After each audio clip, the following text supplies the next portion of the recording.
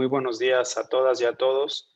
Un poco la idea de estos seminarios es que justamente podamos compartir con todos y todas ustedes la información que pensamos que es más importante, más útil, más práctica desde el punto de vista desde luego, científico, pero también pensando en que esta pandemia muy probablemente va a seguir todavía por algunos meses. Desde luego que la vacunación nos tiene a todos muy esperanzados y con mejor ánimo, pero pensamos que el proceso de vacunación llevará todavía algunos meses y volver digamos, a un estado más similar a la normalidad que teníamos antes, todavía tardará un poco. Y bueno, en ese sentido, pensamos que es justo importante empezar a compartir de manera bastante fluida con nuestra comunidad, pero también con las personas que se conectan a través de redes sociales,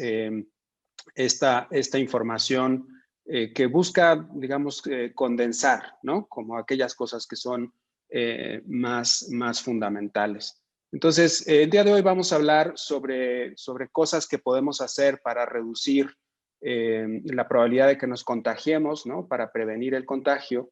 Y les voy a pedir, por favor, que si tienen alguna pregunta, la escriban en la parte de abajo. Van a ver que en la parte de abajo de su pantalla hay un icono que dice preguntas. Si ahí la pudieran escribir, al final vamos a tener el apoyo de Gabriel, que nos va a organizar estas preguntas para poderlas responder. Trataré de ser muy breve en mi presentación porque creo que es más importante quizás responder preguntas, de manera que al final tengamos un buen espacio para ellas. Muy bien. Una cosa más, esta presentación se enfoca exclusivamente en prevención del contagio. Si ustedes tienen preguntas sobre vacunación, sobre tratamiento, sobre nutrición, yo les pediría, por favor, que en la medida de lo posible las puedan guardar para los días en los que vamos a tocar esos temas. Bueno, pues sin más, vamos a empezar. Y quizás la primera cosa es entender un poco qué implicaciones tiene y qué significa que esta pandemia esté causada por un virus. Y la verdad es que los virus son verdaderamente interesantísimos. La primera cosa que hay que saber de los virus es que si uno los compara con otro tipo de organismos, son estructuras en general bastante simples, no tienen, digamos, este nivel de complejidad que tenemos los animales o las plantas, ¿no? Sino que son mucho más sencillos. Aquí a su derecha van a poder ver justamente una representación del virus que causa el COVID, que es este virus que llamamos SARS-CoV-2, y se van a dar cuenta que tiene, por ejemplo, una esfera de color rojo, y esa esfera lo que hace es, digamos, lo que da la estructura mayor al virus, y en la parte interna tiene material genético, y ese material genético puede ser DNA o RNA, que en el caso de SARS-CoV-2 es RNA, ¿no? Entonces, este material genético lo que hace es codificar instrucciones para que una vez que el virus entra a la célula se pueda replicar. Luego van a ver también en esa misma imagen que hay unas como espigas, ¿no? Como espículas, digamos, que están hacia afuera, ¿no? Que son de color rosado. Y lo que van a ver es que en general todas estas cositas de color rosado lo que hacen es justamente servir para poder entrar en contacto con las células de nuestro cuerpo y poder, digamos, entrar en ellas. Una cosa interesante de los virus es que la discusión sobre si son organismos vivos o no es bastante amplia, y la principal razón por la que no estamos demasiado seguros sobre si es o no es porque no son capaces de reproducirse por sí mismos. Es decir, a diferencia de nosotros, que nos podemos reproducir, los virus necesitan necesariamente de las células de otros organismos para poder replicarse. Y bueno, finalmente otra cosa muy importante que hay que saber es que son extremadamente pequeños. Y déjenme mostrarles cuán pequeños. Esta es una imagen que ha estado circulando y que me parece que es muy ilustrativa. Van a ver en el extremo superior derecho de su pantalla un cabello, ese es, digamos, el tamaño de un cabello, e inmediatamente después hacia la izquierda irán viendo que tenemos, por ejemplo, esta imagen de color café, que es un grano de arena. luego un grano de sal y así vamos a seguir bajando. Aquí, por ejemplo, a la mitad está un grano de polen y verán que vamos bajando, bajando. Y aquí, por ejemplo, vemos el tamaño de una gota de estas gotas, digamos, que expulsamos cuando estamos respirando. Y luego mucho más abajo y de color rojo van a ver el coronavirus, que es justamente este virus que nos ocupa, que es el causante de esta enfermedad COVID. Entonces, verán que comparativamente un virus es extremadamente pequeño y eso hace, digamos, que sea relativamente sencillo, que se pueda mover, por ejemplo, a través del aire y facilitar las infecciones. Bien, aquí hay una fotografía donde pueden ver más o menos el virus, aunque creo que ya con la primera imagen se veía bastante bien. Vemos de nuevo esto que llamamos espículas y bueno, el nombre del virus es SARS-CoV-2, que básicamente lo que significa es que es el coronavirus 2, que es un tipo de virus, que causa el síndrome agudo respiratorio severo. O sea, de ahí viene el famoso SARS. Bien, una pregunta importante es ¿por qué es que este virus hace daño y cómo es que lo hace? Y básicamente, en el caso de COVID hay dos mecanismos. El primero es el daño que produce el virus directamente. Cuando el virus entra dentro de las células y las obliga, digamos, o las hackea para producir nuevos virus, lo que ocurre entonces es que la célula empieza a producir millones y millones de virus hasta que llega el momento en el que la célula explota. Entonces, en el momento en el que la célula explota, todos esos virus se liberan, a su vez empiezan a colonizar otras células y desde luego que eso lo que hace es producir daño en el tejido de las células donde se está replicando el virus. Pero además del efecto directo del virus y de esta destrucción celular, una de las cosas que ocurre es que nuestro cuerpo intenta combatir esa infección y lo hace a través de este proceso de inflamación que básicamente lo que hace es atraer células de defensa al lugar donde se está replicando el virus. Claro, conforme el proceso, digamos, de colonización del virus empieza a ser más extenso, se empiezan a acumular más y más y más células de defensa y eventualmente eso termina produciendo el efecto contrario al que querríamos, ¿no? Y entonces produce una tormenta inflamatoria que a su vez daña los tejidos. Entonces, verán que el efecto del virus es, por un lado, el de la replicación y destrucción de las células conforme el virus se va replicando, y por otro lado, la inflamación que se produce y que se sale de control provocando esta tormenta inflamatoria. Bien. Ahora, más allá de cómo hace daño, y lo que nos ocupa el día de hoy, es entender cómo es que el virus se transmite. Y una cosa importante es que no debemos perder de vista que el virus se transmite fácilmente. Entonces, para darles una idea, en este momento calculamos que el virus podría tener la capacidad de infectar, o sea, una persona que ya tiene el virus tendría la capacidad de infectar entre 3 y 4 personas. Bien, ahora, eso comparado con influenza, pues influenza en general tiene una capacidad menor de infección, es decir, como de más o menos 2 personas. Pero si tú lo comparas con otro tipo de virus como sarampión, sarampión tiene la capacidad de infectar hasta 9 personas. Entonces verán que en general, aunque SARS-CoV-2 no es tan alto como sarampión, de todas maneras es una enfermedad que se puede transmitir con bastante facilidad. Entonces uno tiene que mantenerse alerta y no suponer que no te vas a contagiar, porque se puede contagiar con facilidad.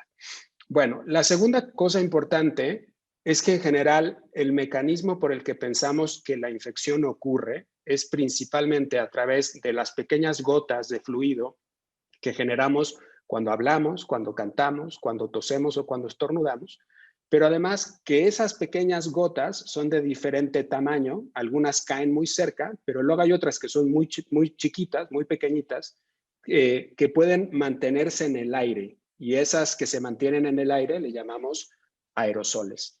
Entonces, cosas importantes que hay que recordar, que la principal vía de transmisión es a través de estas gotas que se producen al hablar, toser, estornudar, y que además la principal manera en la que nos contagiamos es cuando hacemos contacto persona a persona, es decir, a través del aire que compartimos. Déjenme mostrarles esta imagen. Esta es la imagen justamente de una persona que está estornudando. Y lo que ustedes van a ver en esta imagen es que hay, digamos, gotas muy grandes que caen inmediatamente al suelo y luego hay otras mucho más pequeñas que se quedan suspendidas, ¿no? Entonces, estas que caen inmediatamente al suelo les vamos a llamar gotas o gotículas, mientras que las que se quedan en el aire les llamamos aerosoles. Todas estas tienen posibilidades de causar infección. Bien. En el principio de la pandemia pensábamos que las superficies iban a ser una forma también importante por la cual las personas se podían contagiar. Sin embargo, con el paso del tiempo hemos ido viendo que no parece ser una forma muy eficiente de contagio. Ojo, esto no quiere decir que no nos tengamos que preocupar de las superficies, solo que comparado con el contacto persona a persona y a través de estas gotas respiratorias, el contagio por superficies parece ser mucho menos frecuente. Entonces, yo de todas maneras les recomiendo que en relación a superficies tomen precauciones básicas. Por ejemplo, no toquen objetos que no son suyos, particularmente cosas que se tocan mucho como los celulares. Lávense las manos muy frecuentemente, siempre por lo menos durante 20 segundos. Traigan su alcohol gel para que se puedan desinfectar las manos, por ejemplo, cuando bajan del transporte público. Y desinfecten las superficies que se usan frecuentemente, como por ejemplo las manijas de las puertas, las superficies de las mesas o de las sillas, ¿no? Donde uno se agarra. Ese tipo de superficies vale la pena desinfectarlas. Y basta con que diluyamos 2 medidas de agua por una de alcohol y con eso usemos un spray para poderlo limpiar, o diluir una cucharadita de cloro, o sea, una cucharadita chiquita, en 5 litros de agua y utilizar esa dilución para poder limpiar las superficies. Verán que una cucharadita de cloro en 5 litros de agua parece muy poquito, pero recuerden que el cloro puede producir mucha irritación en la vía respiratoria y además contamina bastante. Entonces, con esa dilución es suficiente. Y bueno, les voy a recomendar también leer este artículo que se publicó hace muy poquito en Salud Pública de México, que es una revisión justamente de la transmisión por superficies y de las cosas que se pueden hacer para reducir el riesgo de contagio por esta ruta. Bueno, dicho eso, me voy a enfocar sobre todo en esto, en el aire que compartimos, porque nos parece que a estas alturas es muy claro que esta es la principal forma de contagio y tenemos que estar muy atentos a ella. Antes de entrar a las recomendaciones específicas, quería nada más darles una muy breve recordatorio de cómo estamos en este momento en relación a la pandemia. La primera cosa es que de agosto a noviembre del año pasado el instituto hizo la Ensanud COVID, que es una encuesta que nos permite ahora sí saber con toda precisión cuántas personas han estado expuestas al virus. Y lo que encontramos es que en nuestro país el 25% de las personas en ese momento, que fue hasta noviembre del año pasado, ya tenían, digamos, marcadores que sugerían que habían estado expuestos al virus, mientras que el 75% de las personas no lo tenían. Es muy probable que de noviembre a esta fecha esta figura haya cambiado y bueno, la vamos a actualizar en el transcurso de este año, pero bueno, es para darles una idea más o menos de cuántas personas ya han estado infectadas. Una cosa importante de este estudio es que también encontramos que en general el porcentaje de personas que habían tenido algún síntoma era relativamente pequeño, porque teníamos 70% de las personas que habían estado expuestas al virus sin síntomas. Y eso, desde luego, sugiere que hay una proporción importante de personas que se infectaron, pero que no desarrollaron ningún síntoma. Sabemos en este momento que las personas que no desarrollan síntomas tienen una capacidad menor de generar contagio, pero de todas maneras tienen la capacidad de hacerlo. Y justo por eso es que recomendamos que todas las personas sigan las recomendaciones de prevención, como utilizar un cubrebocas, porque en realidad pues no sabes en qué momento puedes tener el virus. ¿Cómo estamos al día de hoy? Esta es una imagen de ayer. Así se ve en este momento la pandemia a partir de los datos que tenemos de la Dirección General de Epidemiología. Y bueno, van a ver en general que tuvimos este pico muy potente ahora en diciembre, que alcanzó su máximo en enero y que afortunadamente ha empezado a disminuir.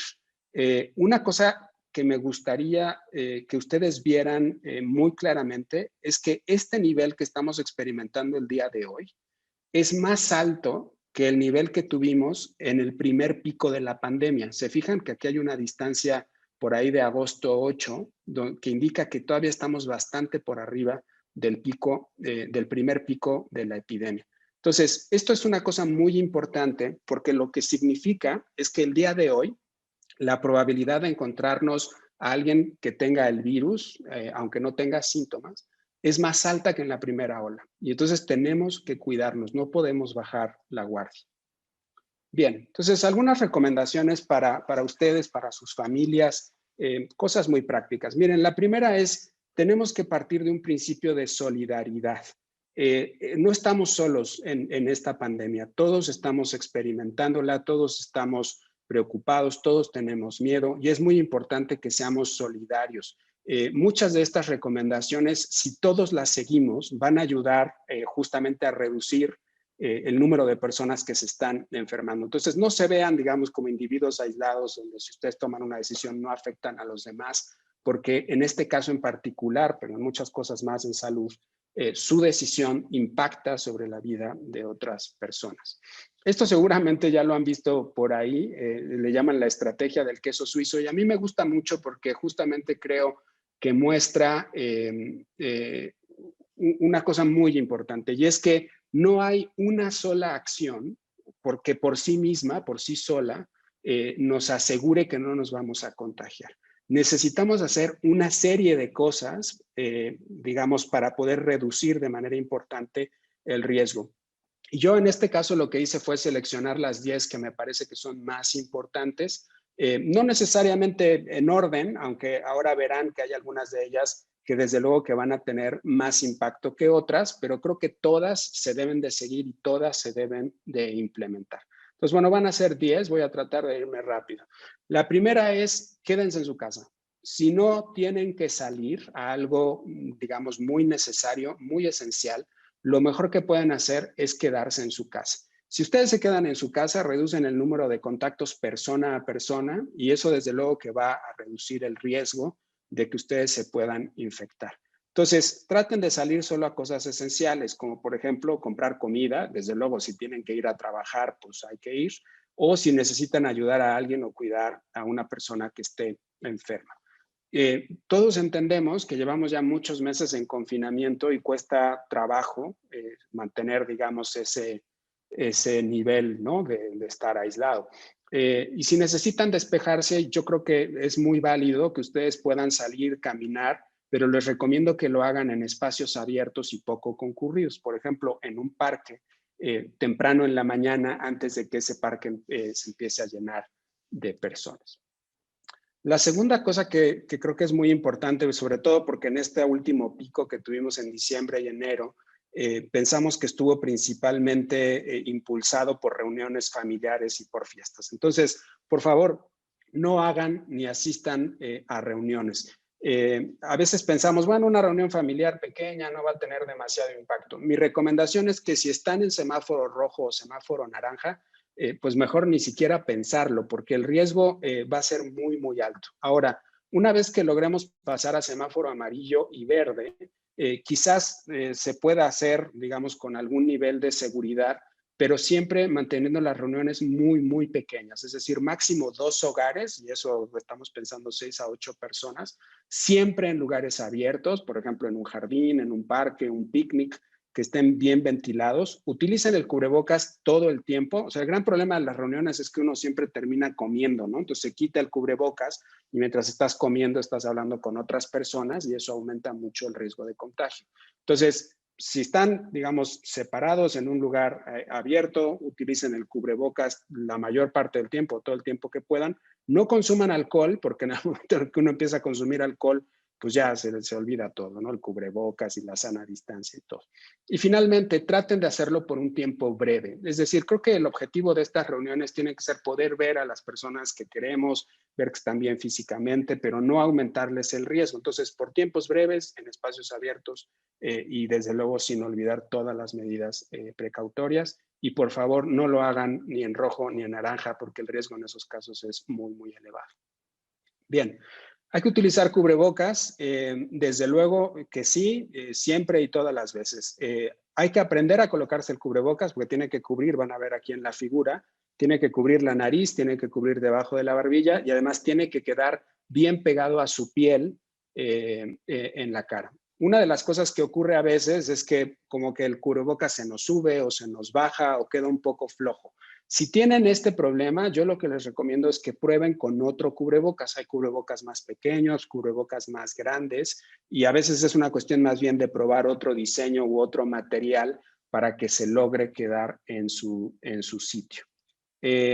Aquí les paso un tip que me gustó mucho porque algunas personas tienen la cara un poco más pequeña y lo que les pasa es justo esto que se ve a la izquierda, ¿no? Que el cubrebocas queda muy flojo hacia los lados o debajo de la barbilla y particularmente, digo, lo he visto mucho en fotografías de colegas médicas y enfermeras y entonces lo que hacen es este pequeño nudito, van a ver que está ahí digamos, se unen estos dos bordes donde está agarrado el cubrebocas, se hace un nudo y de esa manera se puede doblar un poco el cubrebocas para que al final quede perfectamente pegado a la cara.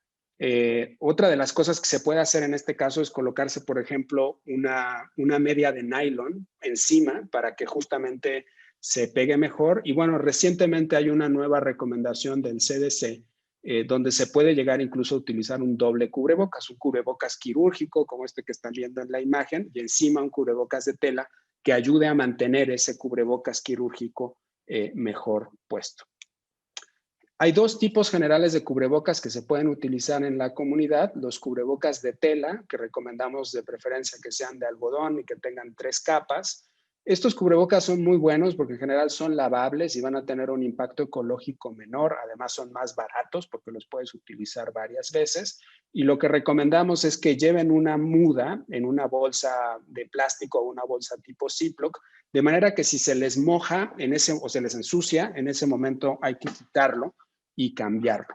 Ahora, cosas importantes. Yo les recomendaría utilizar este tipo de cubrebocas en ambientes de bajo riesgo y ahora voy a ahondar un poquito más en qué significa eso. Pero básicamente son ambientes abiertos, ventilados, con poca gente y donde además vas a estar por poco tiempo. Por ejemplo, si tú vas al supermercado en un día regular donde no va a haber tanta gente o vas al parque o bajas la basura, para todas esas actividades un cubrebocas de tela es más que suficiente. Ahora, los cubrebocas quirúrgico, que también son de 3 capas, pero que tienen un termosellado, que es justamente estas marquitas que ven en el borde del cubrebocas, esos cubrebocas son bastante más eficientes, es decir, tienen una capacidad mayor de filtrar partículas. Tienen varios problemas. El primero es que estos solo se pueden utilizar una vez y después se tienen que desechar y eso hace que tengan un impacto ecológico muy alto.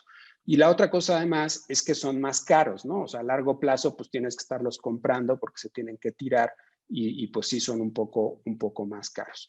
Y luego finalmente, si en algún momento las autoridades sanitarias emitieran una alerta de que estos cubrebocas quirúrgicos están escasos, yo les pediría por favor no utilizarlos porque ahí es muy importante que el personal de salud los pueda usar de manera prioritaria. Ahora, este tipo de cubrebocas creo que vale la pena usarlo en ambientes de alto riesgo, por ejemplo, espacios cerrados con poca ventilación donde hay muchas personas. Si hay un enfermo en casa, es muy importante que todos en casa utilicen un cubrebocas quirúrgico, no un cubrebocas de tela.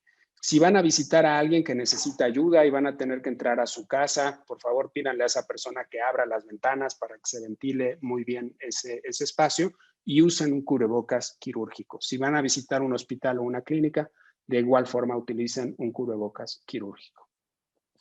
Estos cubrebocas que tienen una válvula se han puesto mucho de moda, son bastante caros y la verdad es que no los recomendamos porque estos cubrebocas funcionan bien, digamos, para filtrar las partículas de afuera hacia adentro, o sea, hacia quien las está inhalando, pero cuando ustedes exhalan, es decir, cuando liberan el aire, ese aire sale directamente por esa válvula, no está filtrada.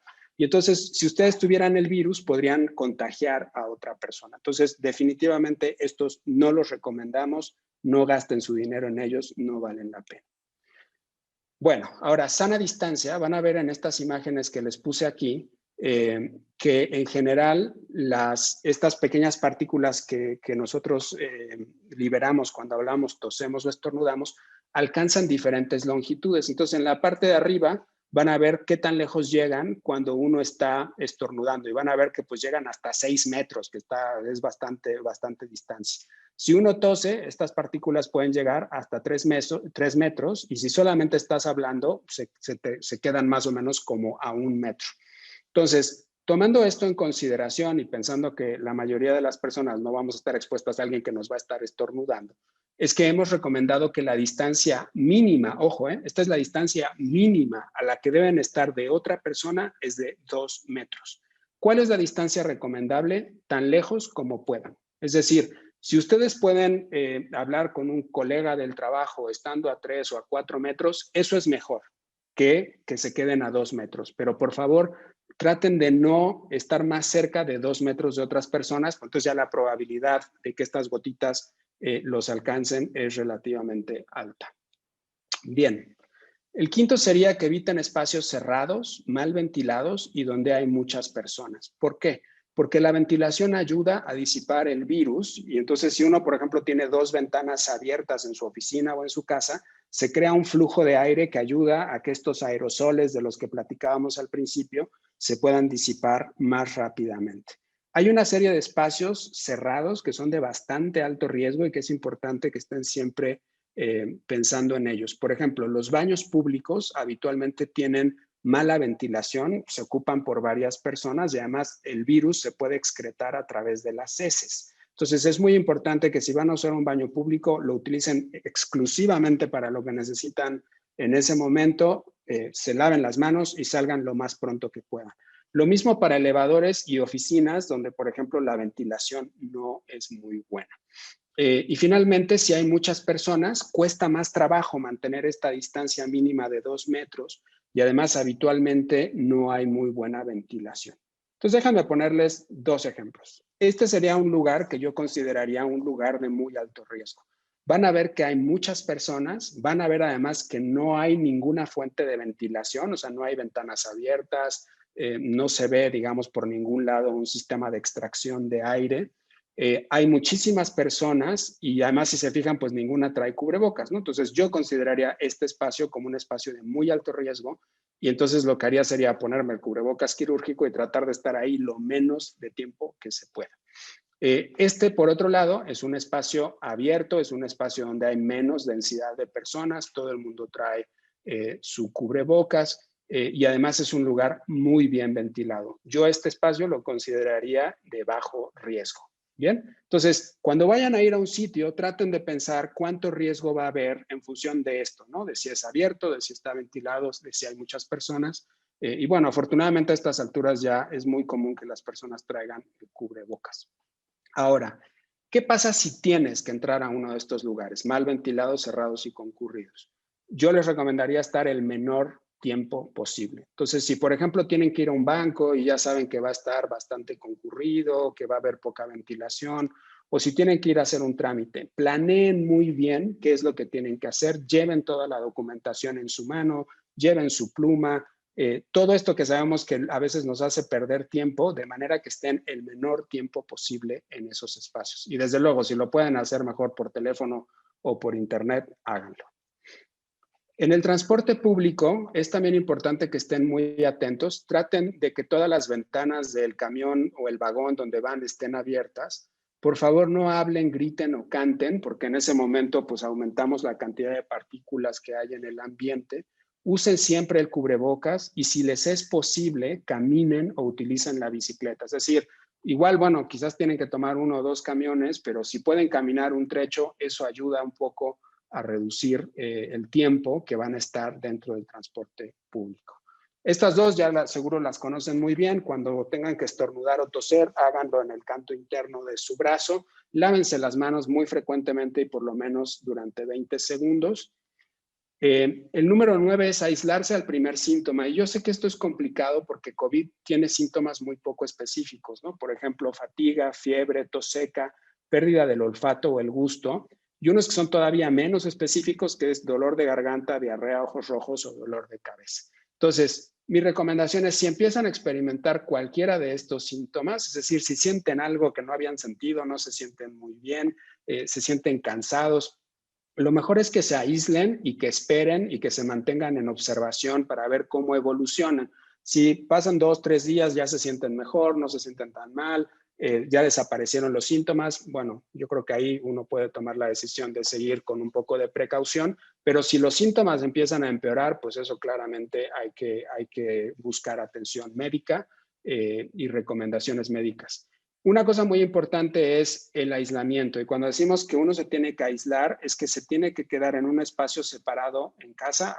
Habitualmente esto es una habitación con puerta. Yo sé que para algunas personas eso no es posible porque viven varias personas dentro de la misma habitación y ahí es un poco más complicado. Por ejemplo, en Ciudad de México se cuenta con algunos centros donde las personas se pueden aislar de manera segura fuera de casa, y eso desde luego nos gustaría que estuviera disponible en otros estados. Y bueno, de preferencia no compartir el baño, y si lo tienen que compartir con la persona que tiene síntomas, es muy importante que se desinfecte después de que la persona lo utilizó. De nueva cuenta con esta dilución que hablábamos de una cucharadita de cloro por 5 litros de agua. Si alguien está enfermo en casa, es muy importante que extrememos nuestras precauciones. Todos en casa deben utilizar un cubrebocas quirúrgico y es muy importante que se laven todas las manos de manera muy, muy frecuente. También es importante que se designe a una sola persona para cuidar a la persona enferma, preferentemente que sea alguien que tenga menos de 50 años y que no tenga enfermedades. Esta persona, cada vez que entre a la habitación donde esté la persona enferma, necesita utilizar un cubrebocas quirúrgico nuevo. Es decir, entro con un cubrebocas nuevo, atiendo a la persona y cuando salgo desecho ese cubrebocas y me coloco uno nuevo. Eso es muy importante, pues justamente para reducir la probabilidad de que ese cubrebocas pueda servir para facilitar la infección. Mantengan las ventanas abiertas tanto como sea posible. Acuérdense, hay que ventilar mucho. Limpien todas las superficies que toca el enfermo, particularmente el baño. El aislamiento de una persona que tiene síntomas debe de durar 14 días a partir del primer día en el que empezó con síntomas, o algunas personas no desarrollan síntomas, pero sí dan positivo a la prueba. Entonces se puede empezar a contar a partir del momento en el que dan positivo, 14 días si no desarrollan síntomas, y ahí se puede terminar el aislamiento. Y finalmente, vacúnense. Ahora que las vacunas ya van a empezar a estar más disponibles, es importante que esperen su turno, es decir, el momento en el que les va a tocar de acuerdo a su edad, y que se vacunen. Todas las vacunas que se oferten en México van a ser seguras, eficaces y gratuitas, y son en general extremadamente seguras. Es decir, la probabilidad de que tengan un evento adverso por la vacuna es muy, muy bajita. Entonces, mientras que la probabilidad de tener una complicación por COVID es muchísimo más frecuente. Entonces, vacúnense, es muy importante. Y finalmente me gustaría cerrar diciéndoles que una vez que se vacunen, desafortunadamente no vamos a poder volver a la normalidad de forma inmediata. Las vacunas tienen más o menos 90% de eficacia, es decir, que todavía hay un 10% de posibilidades de que nos enfermemos. Y además, en este momento no sabemos si al vacunarte, la vacuna va a servir para que dejes de contagiar a otras personas. Entonces, puede ser que a un vacunado logres contagiar a alguien, y va a ser muy importante que sigamos todas las medidas de prevención como las que platicamos el día de hoy, hasta que lleguemos a un punto en el cual haya un porcentaje muy alto de la población vacunado, y entonces ahí podremos relajar algunas de estas medidas. Bueno, pues muchísimas gracias a todas y a todos. Tenemos todavía unos 15 minutos para responder preguntas y le voy a pedir a Gabriel si nos puede ayudar en eso, por favor. Hola, muy buenos días, doctor. Tenemos algunas preguntas. Unas son relacionadas con el uso de cubrebocas. Voy a juntar varias. Sí. Una de ellas es, ¿cuántas son las horas de vida que tiene un cubrebocas quirúrgico y un N95? También preguntan si hay alguna forma de saber si es un N95 original o es pirata. Y finalmente, si hay algún riesgo mayor en lugares como supermercados donde se utiliza aire acondicionado, donde el aire se transmite. Sí, bueno, en general yo les recomendaría estar muy atentos a su cubrebocas, y más que decir, bueno, ahorita tengo 8 horas, ahorita tengo 12 horas, estén muy atentos a que su cubrebocas no esté sucio ni húmedo. O sea, si a veces uno está hablando con el cubrebocas puesto y llega un momento donde el cubrebocas se humedece y en ese momento lo mejor es cambiarlo. O sea, hay que quitárselo, ponerse uno nuevo. De igual forma, si se rompe o si se ensucia, en ese momento hay que cambiarlo. Todos estos son desechables y me parece que sería difícil pensar que los vas a poder utilizar durante más de 12 horas. Entonces, digo, a menos que sean extremadamente cuidadosos con su uso. Entonces, yo más que darles un número de horas específico, lo que les recomendaría es que estén muy atentos a que su cubrebocas esté limpio, no esté húmedo y no esté roto. Y bueno, definitivamente todos esos cubrebocas, el N95, tanto como los quirúrgicos, son desechables y se tienen que tirar en el momento en el que te los quitas, o sea, no los reutilizan. El tema de ventilación, el aire acondicionado residencial, digamos esto que en Veracruz llamamos el clima, son aires acondicionados que reciclan el aire, no lo extraen al tiempo que meten aire puro y limpio. Algunos supermercados tienen en la parte de arriba, lo van a ver, tienen un sistema como de ventilación que sí desplaza el aire. Esos sistemas se llaman HVAC. Y en general esos sistemas sí consideramos que son más útiles porque justamente son sistemas de ventilación real, mientras que los otros son solo sistemas de recirculación. Entonces, si ustedes tienen un clima en casa o en una oficina, esos aparatos no purifican, no limpian, no desplazan las partículas. Gracias. Tenemos otras preguntas relacionadas con los objetos. Preguntan si se recomienda desinfectar los víveres o productos que se traen de los supermercados. Miren, para algunos de nosotros, de entrada vamos a lavarlos de cualquier forma, ¿no? Por ejemplo, frutas y verduras, eso en general se puede lavar con agua y jabón, no hace falta desinfectarlos ni con cloro ni con alcohol. Yo lo que les recomendaría es, una vez que ustedes llegan a casa y dejan sus víveres, la primera cosa desde luego es lavarse las manos, eso sí es muy, muy importante. En general, pueden utilizar estas diluciones de alcohol con agua si quieren desinfectar, por ejemplo, algún objeto, pero particularmente para frutas y verduras, yo pienso que es suficiente que los laven con agua y jabón como lo harían regularmente. Entonces, no creo que sea necesario desinfectar ese tipo de alimentos. Gracias. Hay dos preguntas sobre actividad física. Una de ellas es, ¿cuál es la opinión sobre el riesgo en los gimnasios? Y la otra es si se recomienda utilizar cubrebocas al hacer actividad física moderada, alta, en espacios al aire libre, manteniendo sana distancia. Lo que mencionan es que es complicado mantener el cubrebocas por el dióxido que se exhala. Sí. Bueno, empecemos por esta última. Yo les recomendaría que en la medida de lo posible sí lo utilicen. No está de más y si encuentran la manera de colocárselo y mantenerlo en el lugar, es buena idea. Ahora es cierto que si ustedes sudan mucho y ese cubrebocas se moja, pues realmente va a tener una utilidad bastante limitada. Si ese es el caso, yo lo que les recomendaría es traten de ir en un horario en el que haya muy, muy pocas personas para que puedan hacerlo con facilidad y digamos, sin tanto riesgo. Esa era una. ¿Y cuál era la primera, Gabriel? Sobre el riesgo en los gimnasios.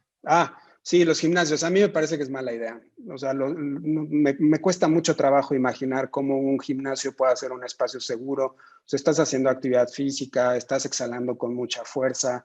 Difícilmente vas a lograr justo, ¿no? Mantenerte el cubrebocas en su sitio. Y además, la mayoría de los gimnasios no tienen condiciones de ventilación adecuadas para poder realizar actividad física de manera segura ante COVID. Entonces, yo lo que les recomendaría es prefieran espacios al aire libre, esos parques, digamos, pistas, ese tipo de lugares van a ser lugares mucho más seguros. Ahora, sí es importante que se mantengan activos, justo por eso vamos a tener una sesión más adelante sobre nutrición y actividad física y yo creo que ahí van a poder ahondar sobre este tema.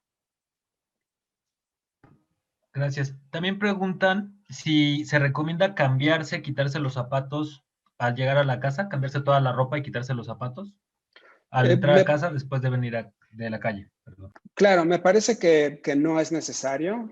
Digo, a menos que ustedes trabajaran con pacientes que tienen COVID, ¿no? O sea, yo creo que si ustedes trabajaran con pacientes que tienen COVID, sí sería muy buena idea que se quitaran la ropa al entrar y la guardaran en una bolsa de plástico para después llevarla a lavar. Pero para una persona que hace una vida, digamos, normal, no relacionada con la atención de pacientes COVID, me parece que no es necesario. O sea, como les comentaba, en general las superficies pensamos que no son una forma efectiva de contagio y, por ejemplo, el tema de los zapatos, pues es francamente difícil pensar cómo puedes terminarte contagiando. O sea, es cierto que para las personas que tienen niños chiquitos, que van a estar, por ejemplo, gateando y tocando la superficie, quizás sea digamos, una cosa extra que se pueda hacer, pero me parece que lo más importante es que no perdamos de vista que la mayor probabilidad de contagio ocurre persona a persona, ¿no? Entonces, ahí sí creo que necesitamos poner más atención a la manera en la que estamos interactuando con otros y que el tema de objetos, bueno, es importante tenerlo en cuenta, pero tampoco nos tenemos que preocupar tantísimo. Hay dos preguntas sobre reuniones, las ¿Sí? leo. ¿Qué piensas sobre reuniones ocasionales al aire libre, con pocas personas, con sana distancia y con cubrebocas? Y la siguiente es, cuando menciona de las reuniones tiempo breve, perdón, ¿a cuánto tiempo se refiere? Claro. ¿Qué pienso de las reuniones con pocas personas? Miren, si no las tienen que hacer, es mejor no hacerlas. O sea, ¿para qué aumentamos el riesgo? Ahora, yo entiendo que para algunas personas eso es muy difícil y que termina teniendo un impacto psicológico y en su bienestar mental mayor porque quieren ver a las personas que quieren y les cuesta mucho trabajo y ya empiezan a sufrir mucho el aislamiento. Yo lo que les recomendaría, si van a hacer una reunión de ese estilo, sí, por favor, que sea siempre al aire libre, o sea, véanse en un parque, váyanse a un picnic, mantengan su sana distancia, no consuman alcohol, usen su cubrebocas la mayor parte del tiempo o todo el tiempo que puedan.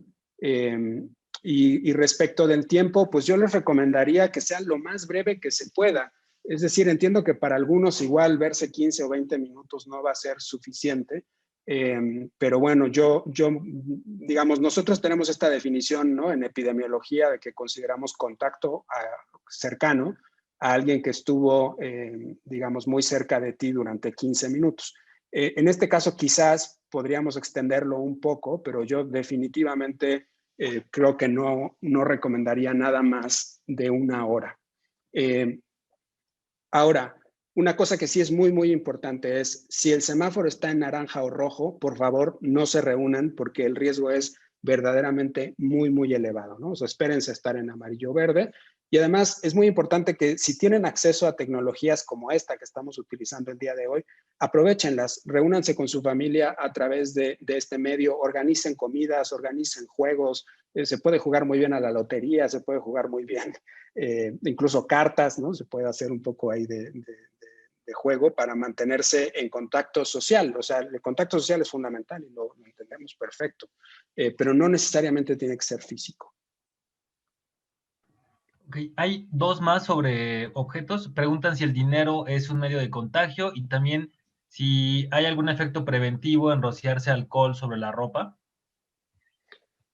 Bueno, el dinero es un objeto que se intercambia con bastante frecuencia. Yo más que preocuparme por el dinero, me preocuparía por el intercambio físico, ¿no? O sea, ustedes van, por ejemplo, al mercado, en ese momento les dan el dinero y yo más que preocuparme por desinfectar el dinero, lo que haría sería desinfectarme las manos. Es decir, guardaría el dinero en mi bolsa, ahí ya se quedó, ahí ya no implica un riesgo y me pondría alcohol gel para limpiarme muy bien las manos antes de seguir, digamos, con mis compras, ¿no? Eso sí creo que es importante, porque si tú agarras el dinero, la persona que te lo dio justo está con síntomas, se tocó la nariz, agarró las monedas, entonces ahí la probabilidad de contagio podría ocurrir. De nuevo, les reitero que pensamos que el contacto con objetos no es un mecanismo eficiente de transmisión y yo me preocuparía más por estar a una sana distancia de la persona a la que le estoy comprando que por el tema del dinero. Pero bueno, si les preocupa mucho, desinféctense sobre todo las manos, no tanto eh, los objetos. ¿Y cuál era la otra, Gabriel?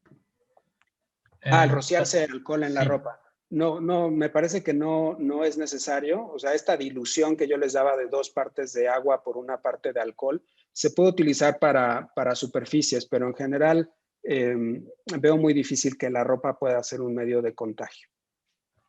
También preguntan por los tapetes sanitizantes, si hay alguna utilidad sobre esto. Me parece que no, que la utilidad es muy limitada y no vale la pena. Ok, hay un par de preguntas relacionadas con contagio, contactos. Hay alguien que pregunta si tiene síndrome de Sjögren y no saliva, si puede contagiar. Y también preguntan si si las mascotas son fuente de contagio y si las personas que ya tuvieron COVID también son fuente de contagio. Ok. Síndrome de Sjögren. Bueno, el síndrome de Sjögren para nuestro auditorio es una enfermedad de tipo reumática, donde las personas dejan de tener, digamos, la producción de saliva, de lágrima que tienen habitualmente, y eso produce mucha resequedad. Ahora, no es que la producción sea cero, y por lo tanto estas personas, desde luego que pueden todavía producir algo de secreción, y de todas maneras vale mucho la pena que sigan todas las medidas de precaución.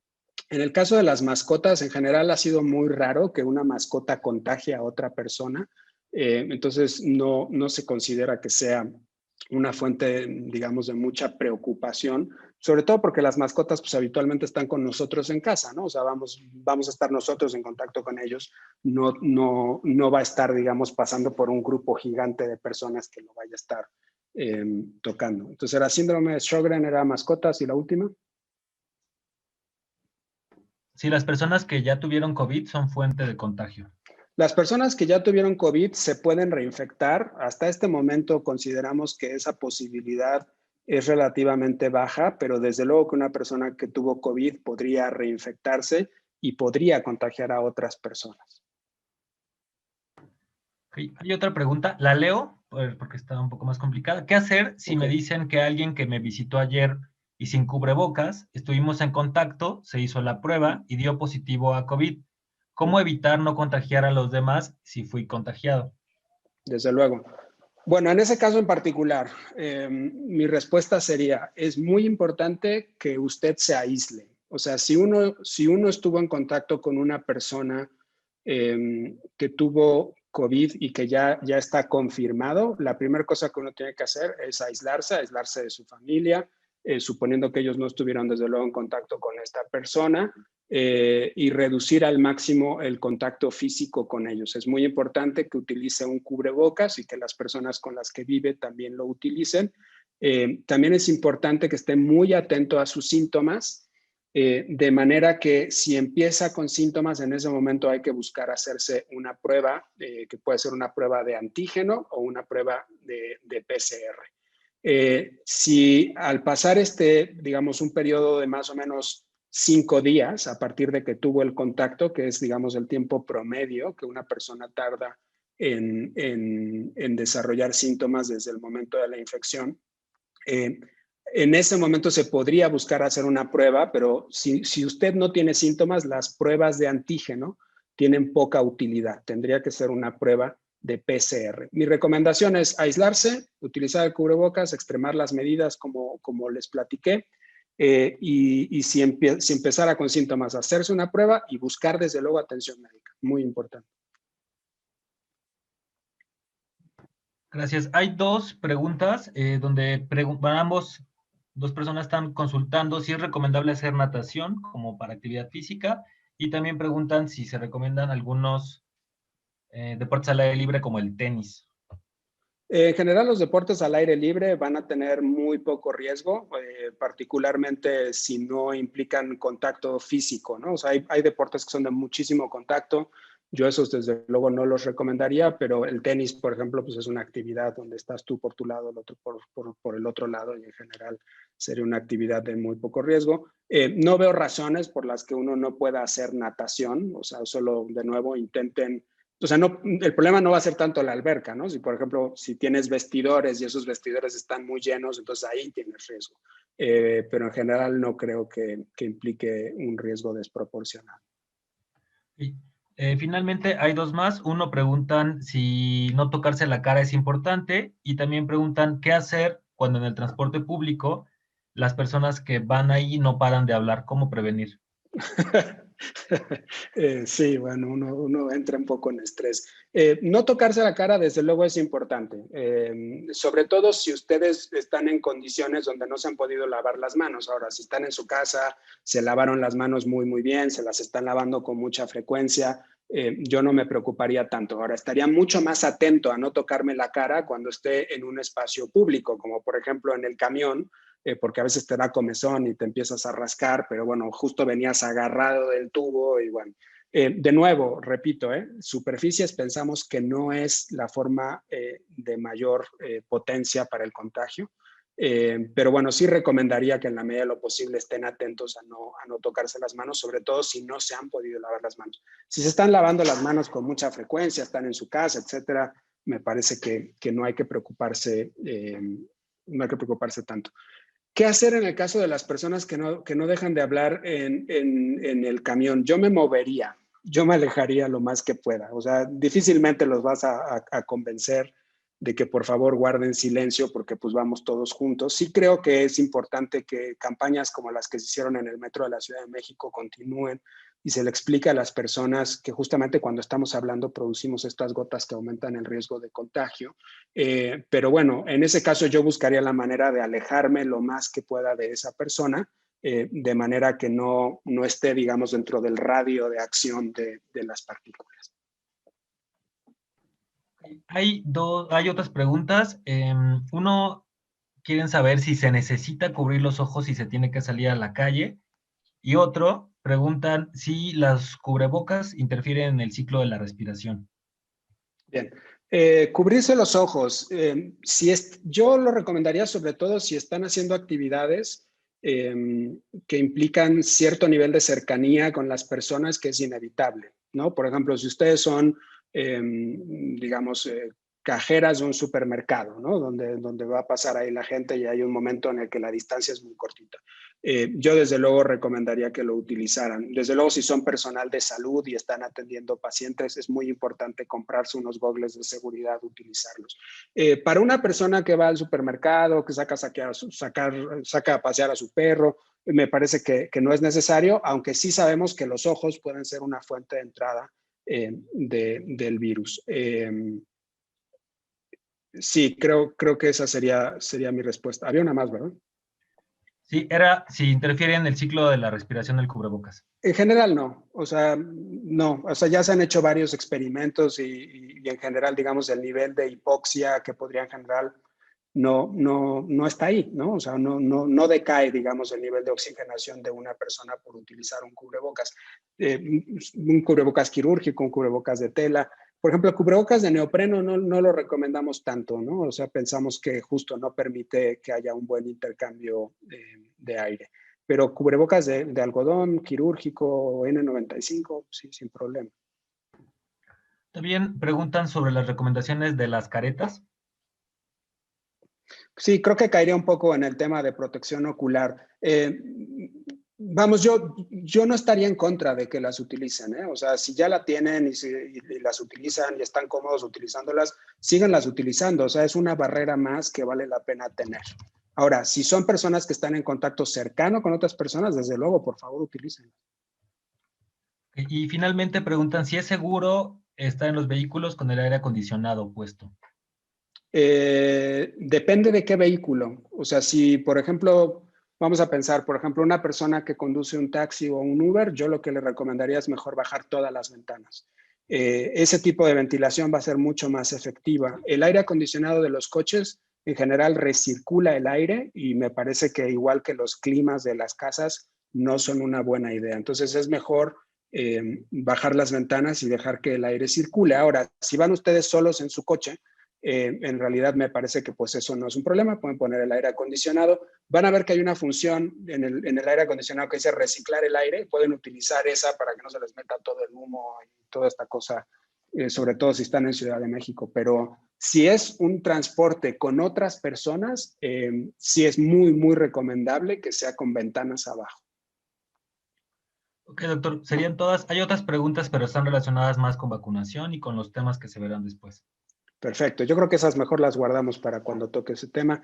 Muchas gracias, Gabriel, y muchísimas gracias a todas y a todos. Ojalá esta sesión haya sido de utilidad. Ahí también les dejé mi correo. Si de pronto tienen alguna pregunta, estaré encantado de responderla. Y veo que ya está aquí el doctor Rivera de nuevo. No, nada más para agradecerle al doctor Tonatiuh Barrientos por esta presentación. Espero que haya resultado de utilidad para nuestra comunidad. Tuvimos en total 650 personas conectadas entre Zoom y Facebook y pienso que la grabación de esta plática puede ser consultada luego pues por la comunidad. Agradecerles mucho por su presencia e invitarlos a la próxima sesión. Muchísimas gracias a todas y todos.